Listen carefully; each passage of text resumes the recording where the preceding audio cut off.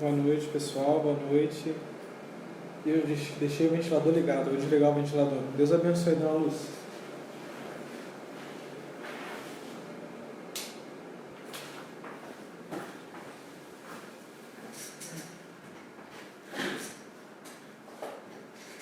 Boa noite, dona Maria Lúcia. Bem-vinda. Vou começar aqui pelo Instagram também.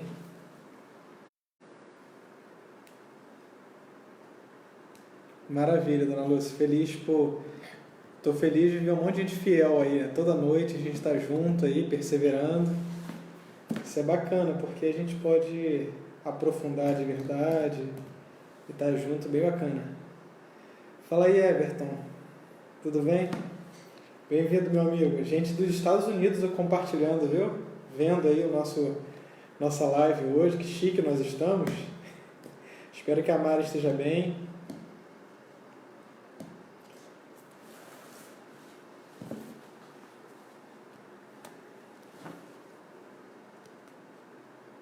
A Alice e Clara, mande um beijo para elas também, dona Maria Lúcia.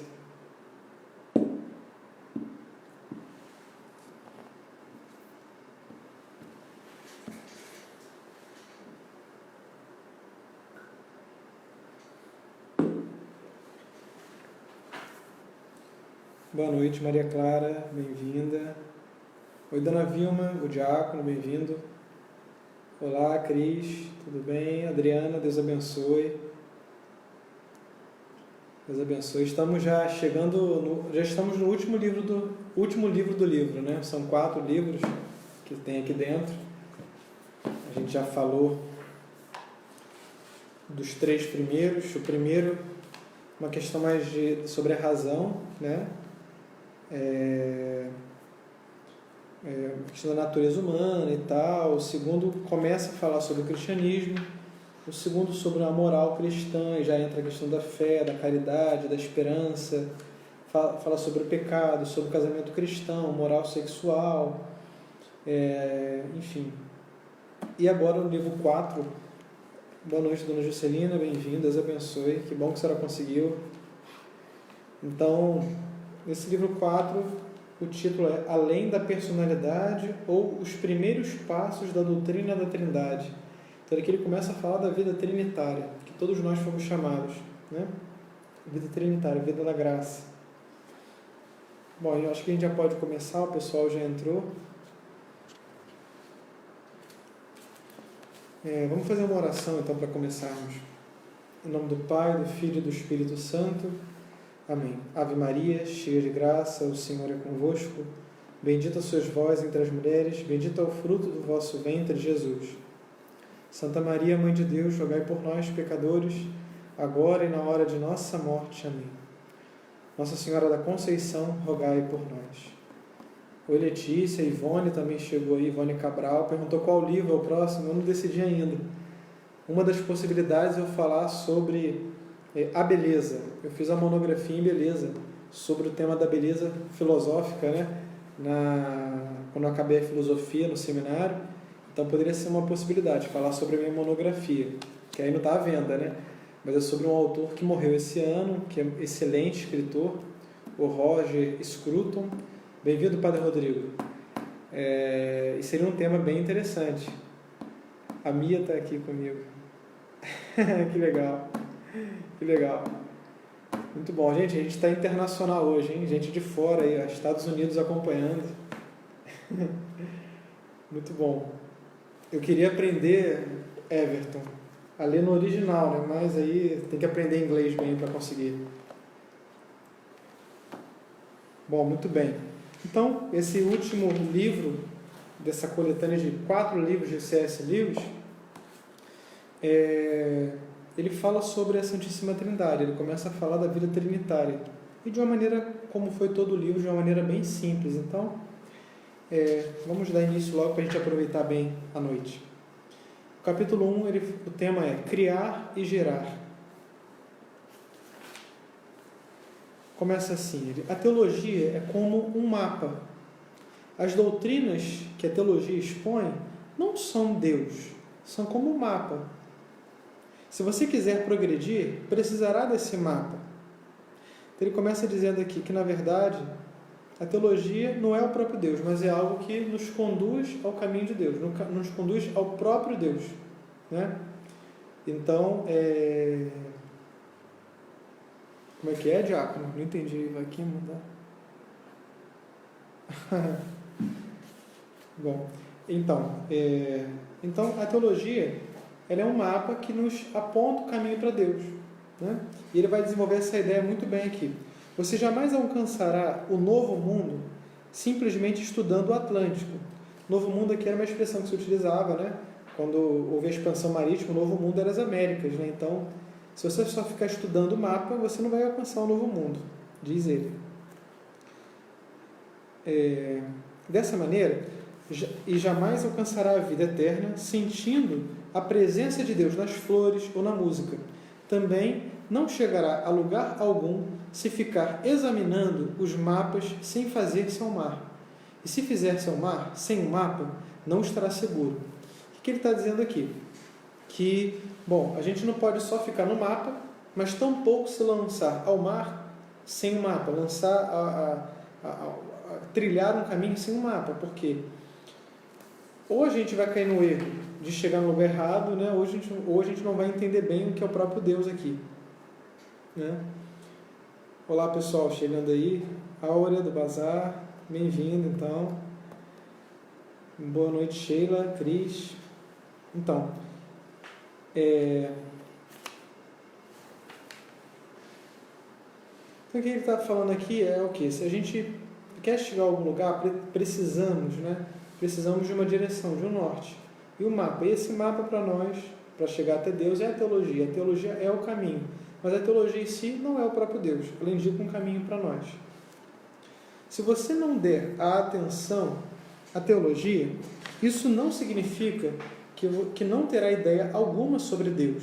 Significa que terá, isto sim, uma porção de ideias erradas, ideias mais confusas e obsoletas. Ou seja, você pode até acreditar em Deus, mas se você quiser ir sozinho, sem uma teologia, você vai chegar a uma conclusão errada, com toda certeza, porque não dá para chegar até Deus por si mesmo. É Deus que se revela, e ele se revela a um povo, e desse povo ele formou uma igreja, né? A Igreja Católica. Acreditar na religião popular moderna da Inglaterra, diz ele aqui, mas a gente pode dizer do mundo inteiro hoje, é a mesma coisa que acreditar que a Terra é plana, um retrocesso. Se o cristianismo não passa de mais um bocado de conselhos, ele não tem importância nenhuma. Não nos faltaram bons conselhos nos últimos 4.000 anos. O cristianismo não quer só dar bons conselhos, indicar algumas coisinhas de como viver. O ponto mais chocante do cristianismo é a afirmação de que, quando nos ligamos a Cristo, podemos nos tornar filhos de Deus. Isso nos leva para o próprio coração da teologia. A teologia, fundamentalmente, ela quer nos inserir na vida divina. E quer indicar o quê? A teologia católica, né?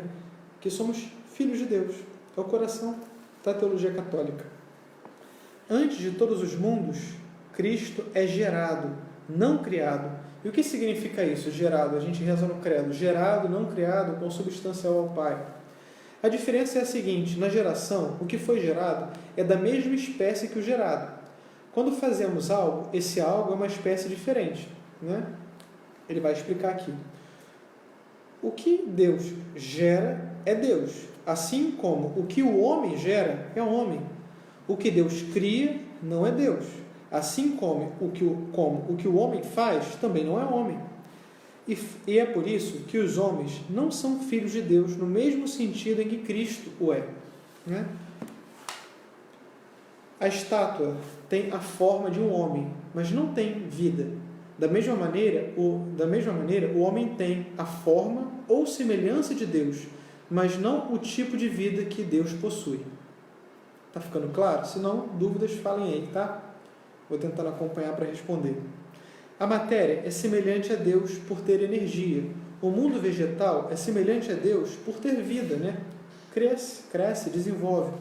Nos animais, é uma primeira e vaga imagem da atividade incessante da criatividade de Deus.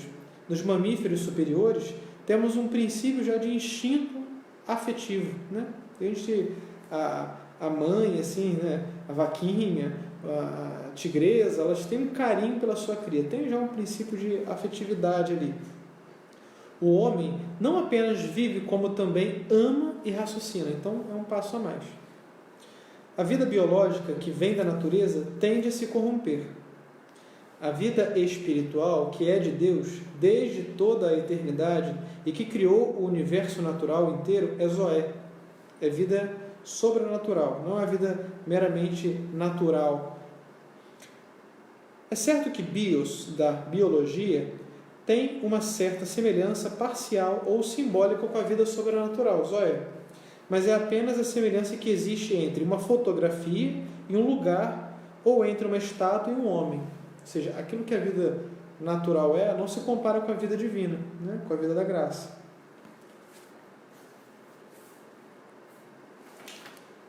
E é exatamente disso que trata o cristianismo. Este mundo é como o ateliê de um grande escultor. Nós somos as estátuas. E corre por aí o boato, diz Lewis, de que alguns de nós um dia ganharão vida. Por quê? O que nós temos aqui é vida, claro. Já temos o princípio da vida divina, da graça, mas a vida verdadeira só teremos no céu. Por isso que ele brinca aqui, né? Corre por aí o boato que um dia ganharemos vida.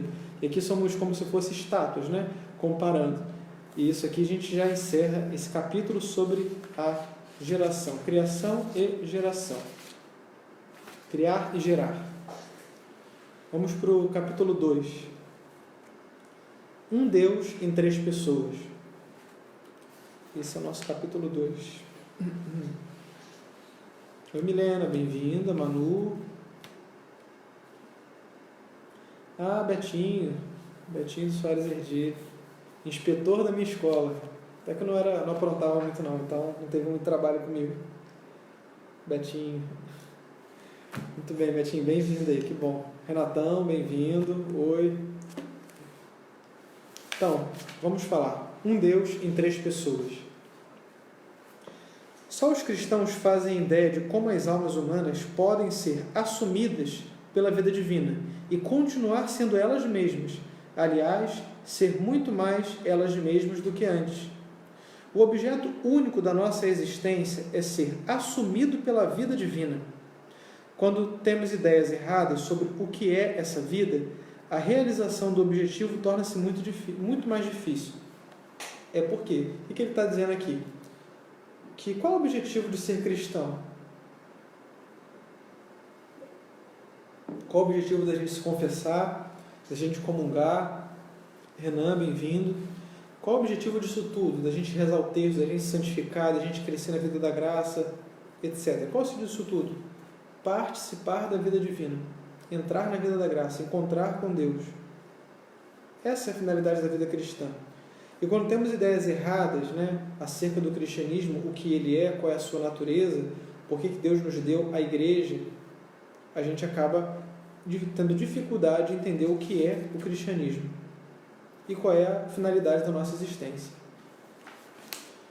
Na dimensão de Deus, por assim dizer, encontramos um ser que são 3 pessoas sem deixar de ser um único ser. Isso é bem complicado, né? Diegão, bem-vindo. Gabriela, Arcanjo. Olá, Rafael. Muito bem, bem-vindos aí. O que ele está dizendo aqui é uma coisa que é difícil para os cristãos, né? Dia de Santíssima Trindade, às vezes o padre na homilia tenta explicar o que é a Santíssima Trindade e é muito difícil. E aqui ele está tentando explicar de uma maneira mais fácil. Um só Deus, 3 pessoas. Ele dá um exemplo.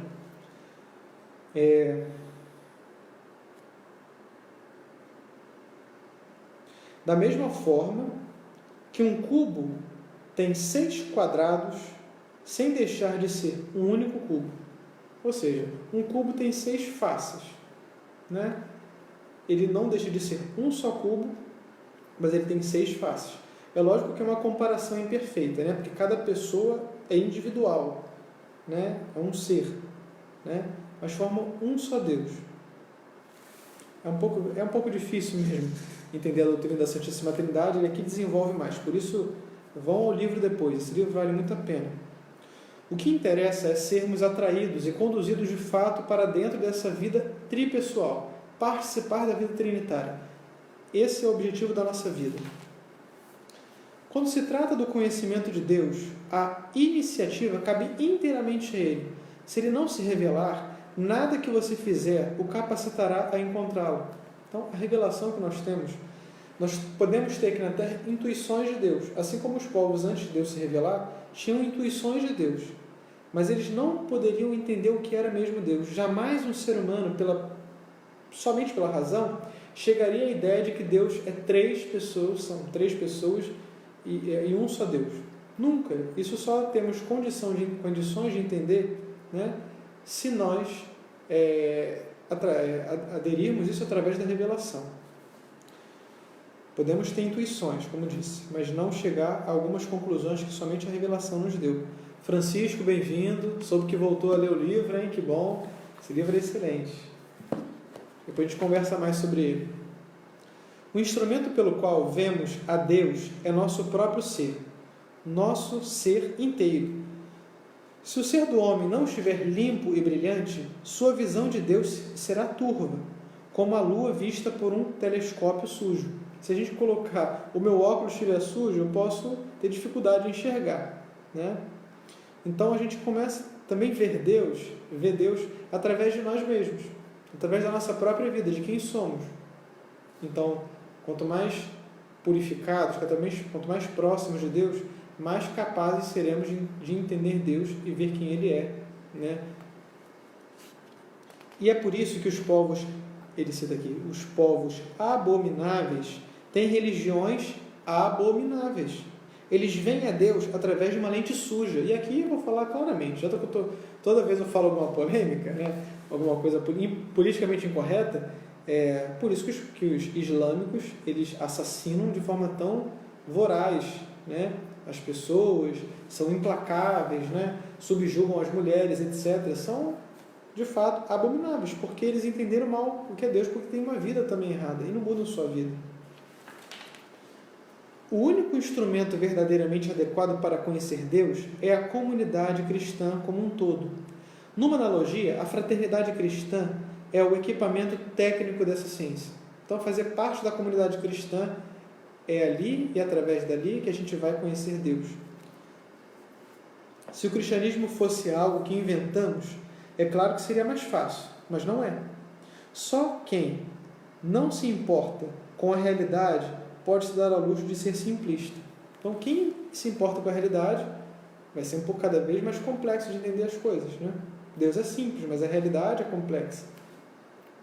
E assim a gente já acabou o capítulo 2. Hoje a gente está andando rápido, né? Estamos avançando bem, aproveitando bem o tempo. Falando em tempo, o terceiro capítulo é sobre o tempo e além do tempo. Bem interessante esse tema também. Se vocês tiverem alguma pergunta, manda aí. Vou tomar uma água enquanto isso. Espero não estar falando rápido. Se eu estiver, vocês também me avisem, por favor.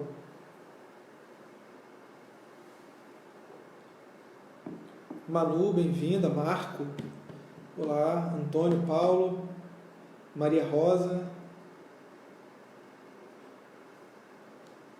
Muito bem, Maria Rosa dizendo ali, agora eu desejo mais ainda fazer parte da vida eterna. É isso mesmo. Todas as ações da igreja, tudo o que a gente faz, é para chegar lá um dia, né?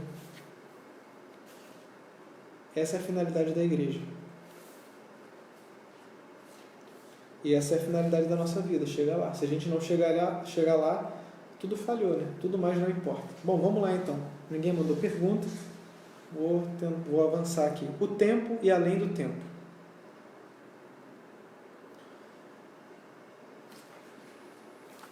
Nossa vida nos vem momento a momento. Costumamos pensar que todo o universo e até o próprio Deus passam do passado para o futuro, como nós fazemos. A vida dele não consiste em momentos que são seguidos por outros momentos. A vida de Deus não é assim. Deus tem toda a eternidade para ouvir a brevíssima oração de um piloto cujo avião está prestes a cair em chamas. Lembremos que ele está no meio da guerra, né? Então ele traz alguns exemplos da guerra, né? Um piloto que está caindo, abatido, Deus tem toda a eternidade para ouvir essa brevíssima oração. Suponha que eu esteja escrevendo um romance. Escrevo, Mary largou o trabalho e logo em seguida ouviu baterem à porta. Para Mary, que vive no tempo imaginário da minha história, não há intervalo entre largar o trabalho e ouvir a batida da porta. Eu, porém, que sou o criador de Mary, não vivo nesse tempo imaginário. Entre o tempo de escrever a primeira metade da frase e a segunda, posso parar o trabalho por umas 3 horas e ficar imerso em pensamentos sobre Mary.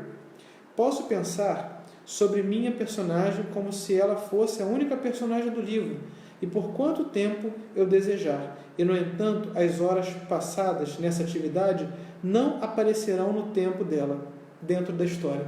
Espetacular, né? O áudio aqui está ruim no Facebook? Confirme, por favor, para mim. Ah, então tá bom, tá. Não deve ser, Cristiane, deve ser no seu celular aí, possivelmente. Verifica aí, tá bom? Então, o que ele está dizendo ali?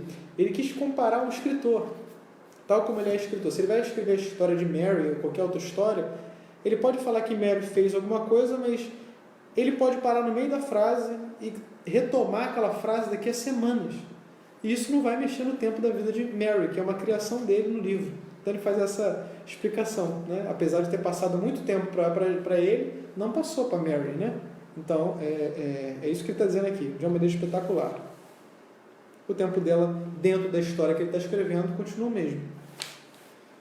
Deus não precisa se afobar no fluxo de tempo deste universo, assim como um escritor não precisa viver o tempo imaginário de seu romance. Ele não precisa viver o tempo do romance. Ele pode escrever em etapas, né? Isso não teria problema algum. Ele pode dar atenção infinita a cada um de nós. Olha que interessante isso. Então, Deus, ele está fora do tempo, ele está na eternidade. O tempo também é uma criatura. Mariana, bem-vinda aqui também. Bom, então o tempo é uma criação de Deus também. Essa sucessão de momentos que se há. Deus está fora do tempo. Então ele tem todo o tempo do mundo para dar atenção a cada um de nós, individualmente. Não podemos dizer que Deus está ocupado, por isso não nos atendeu. Não, de maneira nenhuma. Deus, porém, não tem história. Ele é tão absolutamente real que não pode ter.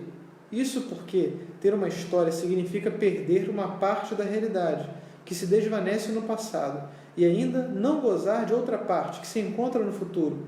Na verdade, ter uma história é não possuir nada a não ser o minúsculo tempo presente, que acaba antes que possamos abrir a boca para falar dele.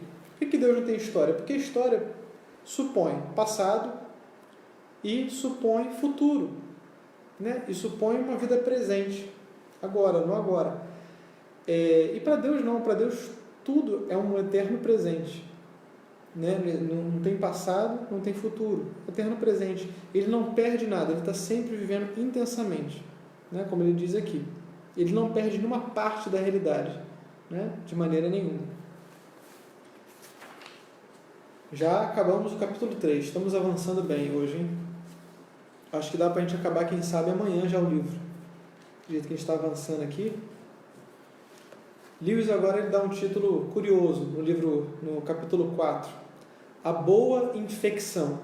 O que ele quer dizer com isso? Vamos descobrir aí.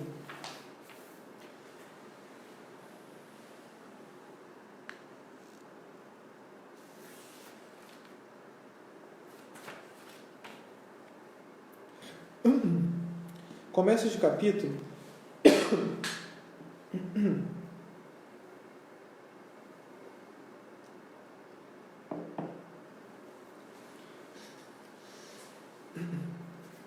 Isso aí, dona Lúcia, vamos então. Acho que é um tema legal, né? Falar sobre beleza, então vocês podem falar aí, depois eu dou uma olhada nos comentários e pode me influenciar na minha decisão. A boa infecção. Começa este capítulo pedindo que vocês visualizem uma imagem, a de 2 livros sobre uma mesa, um em cima do outro.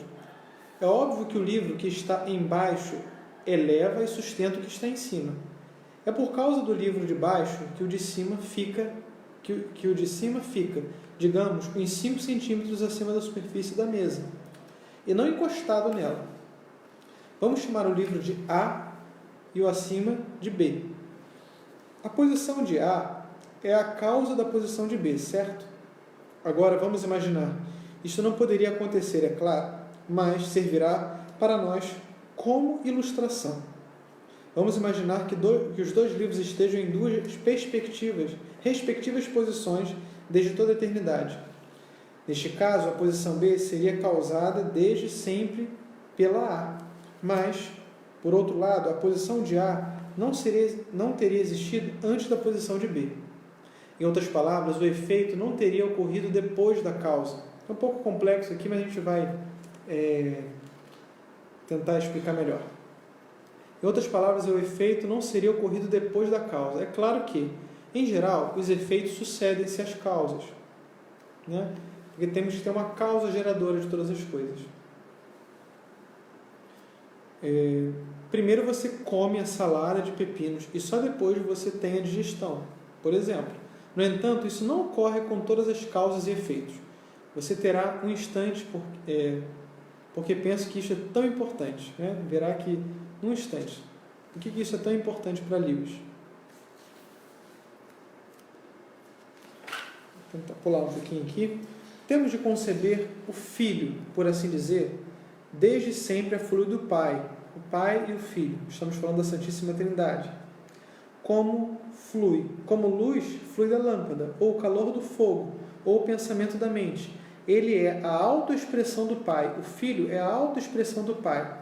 O que o Pai tem a dizer, e nunca houve um tempo em que o Pai ficou calado. Então, o Verbo de Deus sempre falou, né? Não houve um tempo que não falasse. O amor é algo que uma pessoa sente por outra. Se Deus fosse uma única pessoa, não poderia ter sido amor desde a criação do mundo. É claro que, em geral, o que essas pessoas querem dizer é algo bastante diferente. O amor é Deus. Querem dizer, na realidade, que nossos sentimentos amorosos, como quer e onde quer que surjam, e quaisquer que sejam seus efeitos, devem ser tratados com todo respeito.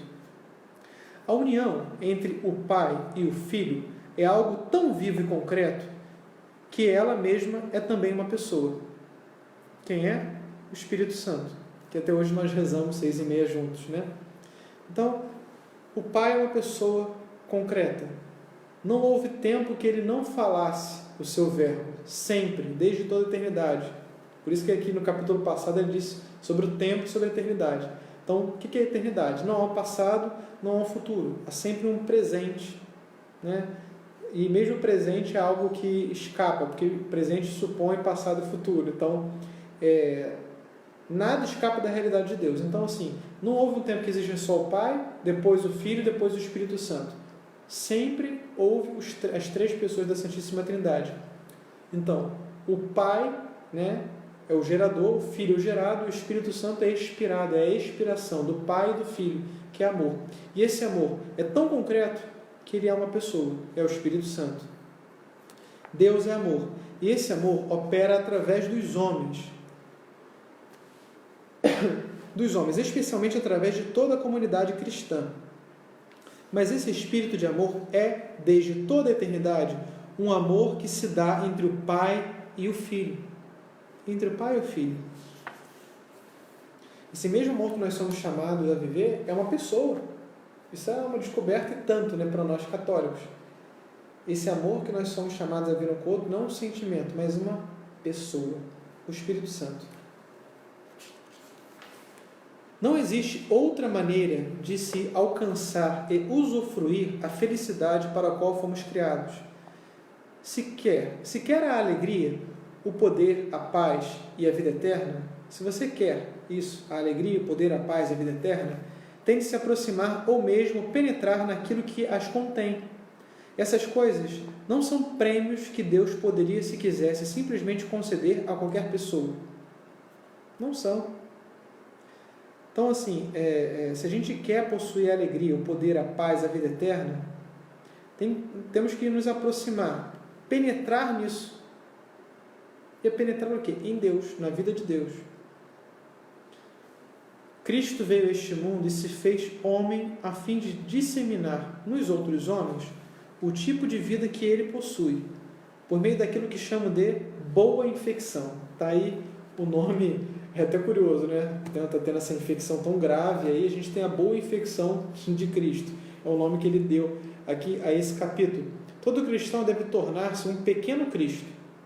O propósito de se tornar cristão não é outro senão esse: se tornar Cristo, né? Cristo fazia o quê? Sempre a vontade do Pai, sempre agia no Espírito Santo. É isso. Nós somos chamados a isso, né? Fazer a vontade do Pai e viver segundo o Espírito Santo, através, né, do Espírito.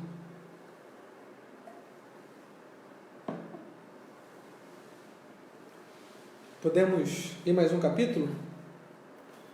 Que aí amanhã a gente termina, acho. Vamos mais um capítulo aí, então. Capítulo 5. Os teimosos soldadinhos de chumbo.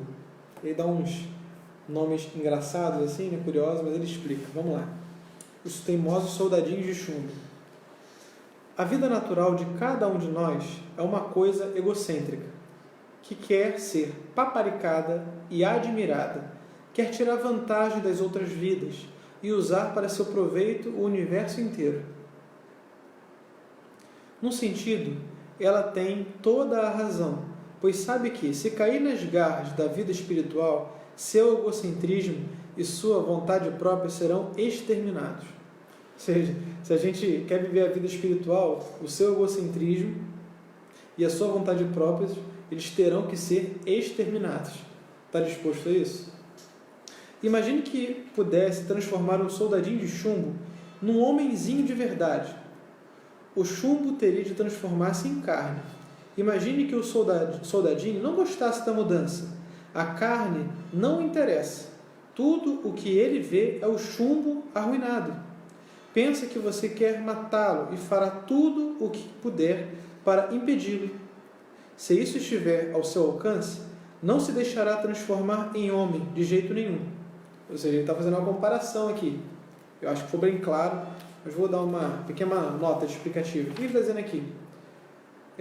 Se nós pudéssemos transformar o soldadinho de chumbo num homem, será que ele gostaria? Possivelmente não, ele já está acostumado a ser soldadinho de chumbo, então talvez ele não gostaria de ser. Talvez ele simplesmente continuaria a querer ser. Já estou acostumado a ser um soldadinho de chumbo, você vai me matar, você vai tirar minha própria vontade, aquilo que eu sou. Bom, a mesma coisa acontece conosco. Nós somos de carne e osso, feitos por Deus, mas Deus nos quer dar uma vida maior, uma vida superior. E para isso, e aqui está o que Jesus fala no Evangelho: carregar nossa cruz, morrer para nós mesmos, morrer para a nossa vontade, né? Morrer para a nossa vontade. Então, a gente vai ter que, de alguma maneira, arruinar a nós mesmos esse nosso egocentrismo, essa nossa vontade própria, né, que rompe com a vontade de Deus, para poder Deus manifestar-se em nós. Para poder a vida da graça, uma vida superior, uma vida sobrenatural, e assim nós possamos, né, estar plenamente em Deus. Espetacular esse exemplo, não? Bom, toda a tarefa de nos tornarmos filhos de Deus, de transformarmos-nos de seres criados em seres gerados, de passarmos de uma vida biológica provisória para uma vida espiritual eterna, toda essa tarefa já foi feita para nós. Deus se encarregou dela. A humanidade já foi salva em princípio. Nós, indivíduos, temos de nos apropriar dessa salvação. Espetacular essa ideia. Então, essa é a diferença aqui do catolicismo para o protestantismo. O protestante, ele acha que simplesmente Deus já me salvou, basta a fé, eu aceito e acabou. Não, não é isso. Existe uma entrada na vida sobrenatural aqui, claro, o batismo faz isso, mas nós somos chamados a ser inseridos mais ainda nessa vida e progressivamente participando, crescendo nessa vida na intimidade com Deus. Então Deus já fez a parte dele, o que lhe cabia, já nos salvou. Mas essa salvação objetiva espera de nós uma participação subjetiva, né? O nosso esforço, a nossa vontade se unir à vontade de Deus. Um ser da nossa raça já foi infectado por essa nova vida. se nos aproximarmos dele, seremos infectados também. Quem já foi infectado por essa nova vida que Cristo já nos deu? Os santos possuem a vida eterna, né? E nós também já podemos possuir essa mesma boa infecção que ele disse no capítulo anterior, né? Porque nós precisamos. E é interessante entender por que nesse capítulo ele fala, além da personalidade, sobre a vida de Deus, a vida trinitária. Porque no fundo o que buscamos é essa vida além da personalidade, além de nós mesmos, da nossa própria vidinha aqui na Terra. E já acabamos esse capítulo. Vamos mais um então, já que a gente andou bem aí. Os capítulos parecem estão um pouco menores agora, então eu também sublinhei menos coisa para falar, então ando mais rápido. Então, capítulo 6, para a gente acabar por hoje. 2 notas é o título desse capítulo. Vamos lá. Os órgãos que compõem um organismo são muito diferentes uns dos outros. Já os entes que não formam um organismo podem ser bastante parecidos. Vamos lá, vamos ver o que ele quer dizer com isso. Esse capítulo é só isso, só uma ideiazinha bem pequena. Quando você se sentir tentado a não se incomodar com os problemas de alguém, porque eles não lhe dizem respeito, lembre-se de que, apesar de essa pessoa ser diferente de você, ela faz parte do mesmo organismo. Do mesmo organismo.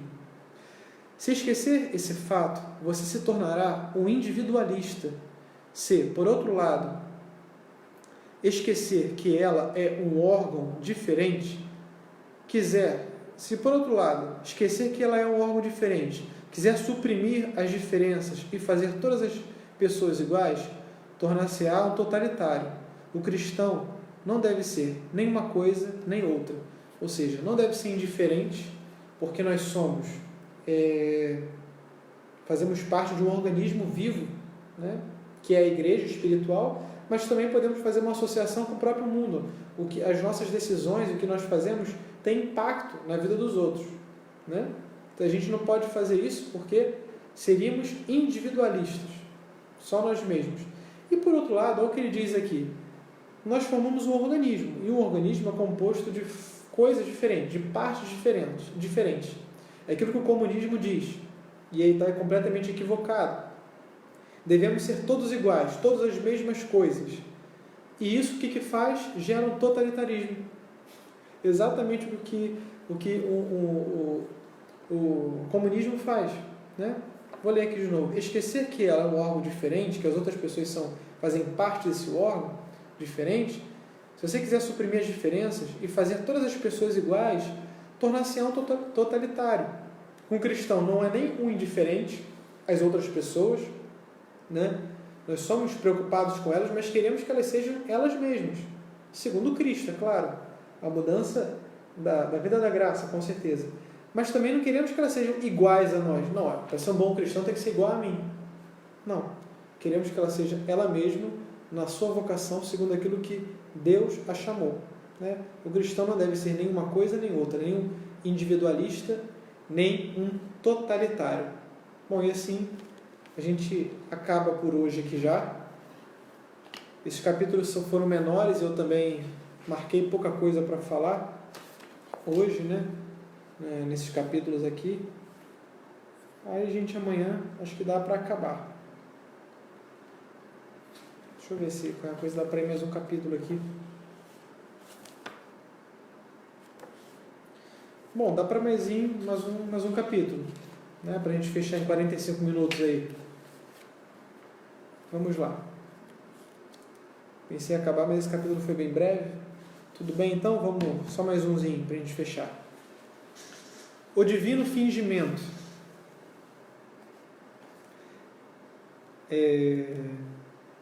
Peço licença, diz ele, ao leitor para iniciar novamente o capítulo com 2 imagens ou histórias.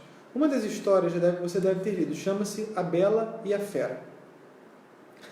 Renata dando a ideia de fazer a Suma Teológica, vai ter que ser uma coisa de 5 anos, né? Tenta sugerir a gente começar a falar sobre a Bela e a Fera. Você há de se lembrar que a garota, por alguma razão, tem de se casar com o monstro. Depois de casada, beija-o como a um homem, e então, para seu alívio, ele se torna um rapaz e eles vivem felizes para sempre. A segunda história é sobre uma pessoa que teve de usar uma máscara que o tornava muito mais bonita do que era de fato. Teve de usá-la por anos a fio. Quando finalmente a tirou, descobriu que sua face tinha se adaptado, crescido e se tornado igual à máscara. Assim, se tornara muito bonita. O que começara como um disfarce terminou como a própria realidade.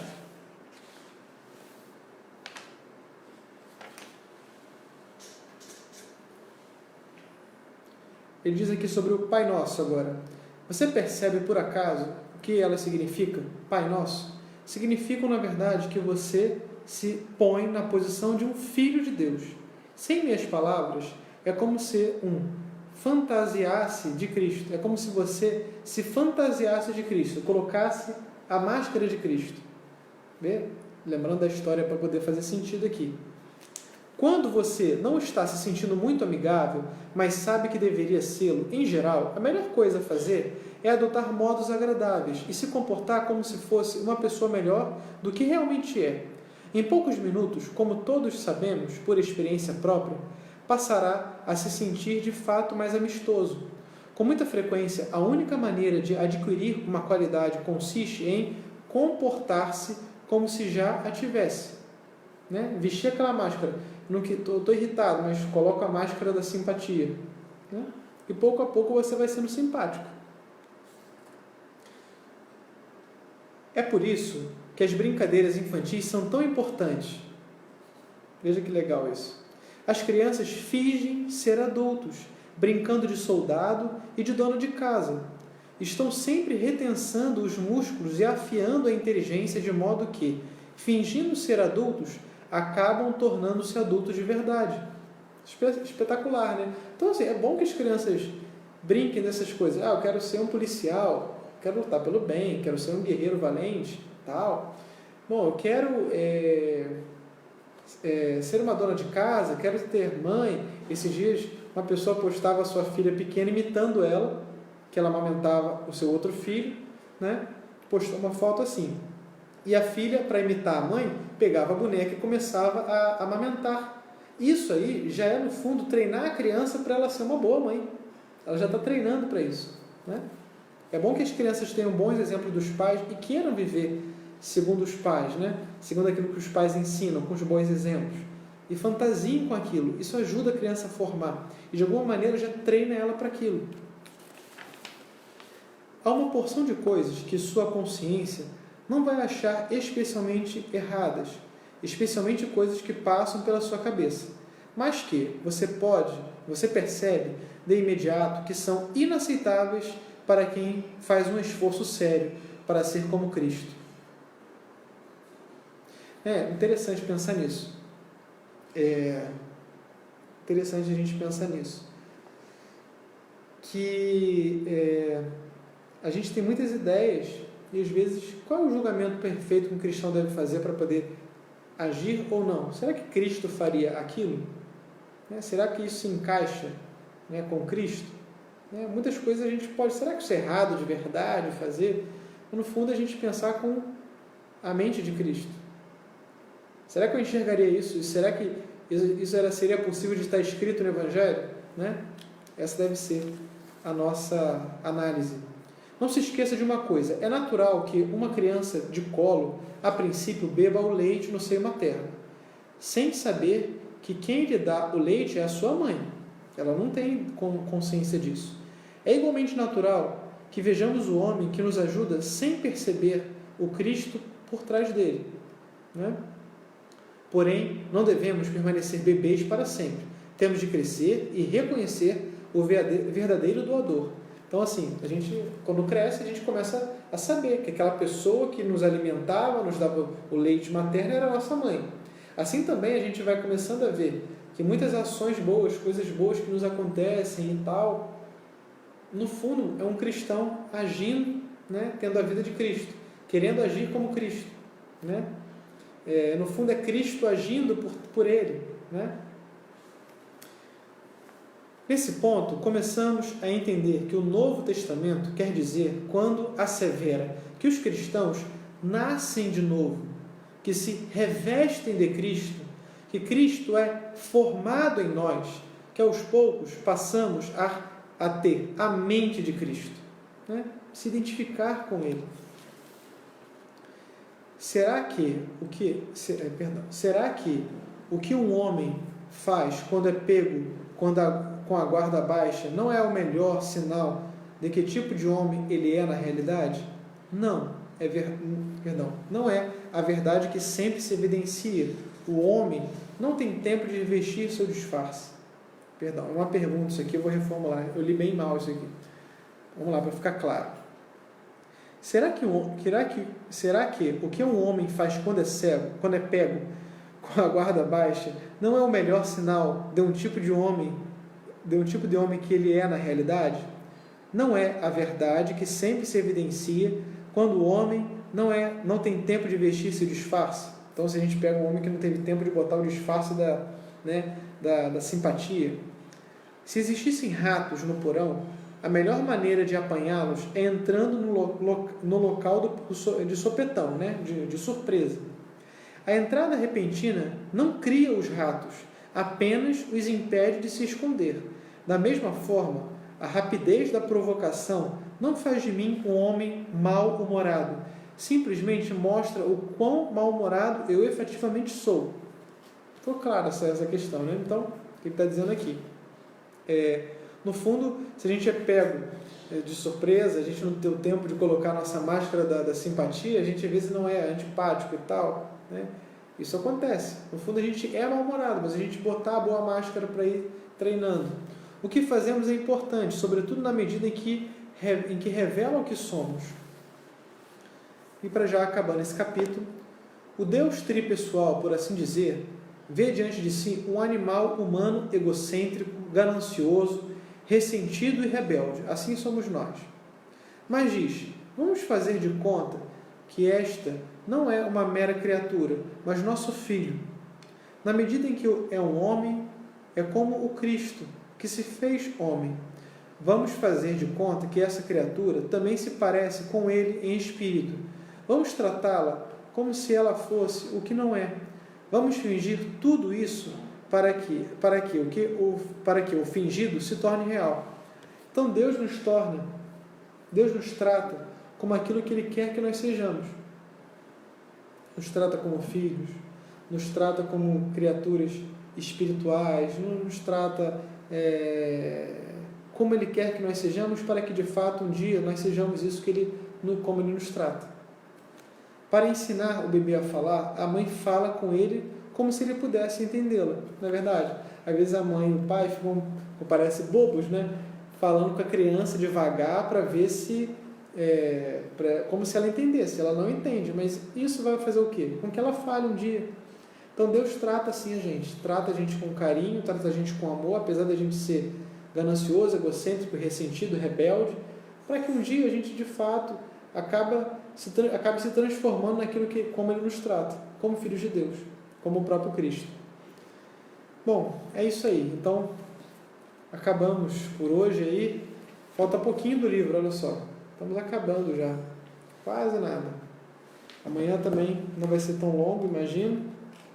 E a gente termina o nosso estudo do C.S. Lewis e que fique, né, sempre a boa sugestão dessa leitura, né? Parece que tem algum relato da vida de Lewis, o próprio livro também, em audiobook também, eu acho que tem no YouTube, alguém me disse isso, mas carece de verificar.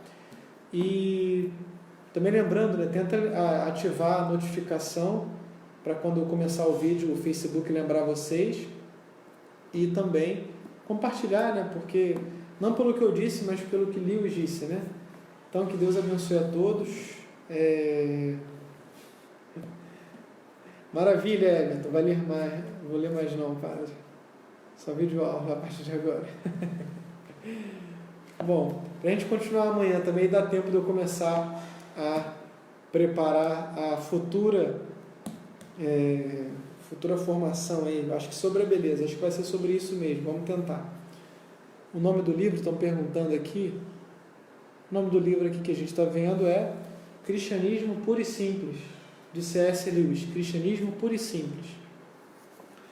Então fica aí, tá? Então compartilhem, ativem a notificação e amanhã a gente se vê então para finalizar o livro e aí eu digo a real proposta que vai ser, né? Eu não sei se eu vou precisar de um tempinho para dar uma preparada, né? Porque não é tão fácil assim vir falar, né? Como diz os professores, a gente tem que ter horas de preparação para poder falar 45 minutos, né? Então, carece realmente de uma preparação. Vou tentar começar a preparar já o tema de quarta-feira, hoje é segunda, quarta-feira, amanhã a gente acaba e amanhã já falo para vocês. Então, ótimo, Deus abençoe a todos, uma santa noite, vou dar uma bênção final aqui, para que todos possam estar sob a proteção de Deus nesse momento que passamos, tão difícil, né? Mas que também temos a consolação de Deus. O Senhor esteja convosco, Ele está no meio de nós. Por intercessão da bem-aventurada Virgem Maria, abençoe-vos o Deus Todo-Poderoso, Pai, Filho e Espírito Santo. Amém. Ide em paz e que o Senhor vos acompanhe. Graças a Deus.